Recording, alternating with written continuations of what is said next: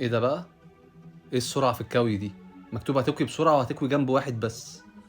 ماشي، جابت ورقة فويل حطيناها على مكان الكوي. تمام. فردناها. ماشي، حطينا ملاية فوقها وبعد كده بنكوي. تكوي بسرعة وبيقول لك مش هتحتاج تكوي غير جنب واحد مش الجنبين. انا بكره الكوي، الحركة دي هتنجزني قوي جامد. ايه ده كمان؟ لأ ايه؟ بوز المكوى ماله؟ يا بنت اللذينة، اقسم بالله اول مرة اعرف الحركة دي. جامدة قوي. هجربها دلوقتي حالا. دي احنا عارفينها، دي قلناها قبل كده. تقشير الرمان، هنقطع حته اللي فوق كمان عند كل حته بيضه.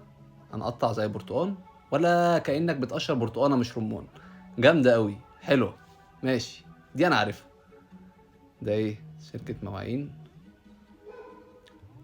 هنحطها ماشي تمام في المكنسه. اول مقشه. انا اسكندراني بس تمام. الحيطان. ماشي، حركه حلوه. حلوه. انا امي بتعملها دي، مش محتاجه اقول لها. اتعلمتها من فكره النظافه. ماشي. نخرم البريل تمام. وبعدين اه تمام، دي انا فهمتها. دي هتشد السيفون كده، الريحه هتفضل حلوه على طول في الحمام. ماشي، الحركه دي رايقه الصراحه. حلوه. ماشي، اللي بعده. اتعلمتها من حماتي. حطينا ميه مغليه بتاعت الفرن دي، بعد كده ورق فويل. ماشي. بتخرم ورق الفويل. تمام. وبعدين ها.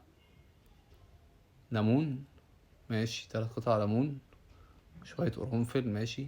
ده نعناع ده ولا ايه؟ مش عارف، ممكن يبقى نعناع. ماشي، وبعدين برضو يا بنت اللذينه، حلوه دي. بتطرد الدبان كله من البيت. نبي حماتها، ما عندكيش حاجه تطرد الناس الصفرا اللي في حياتي كمان؟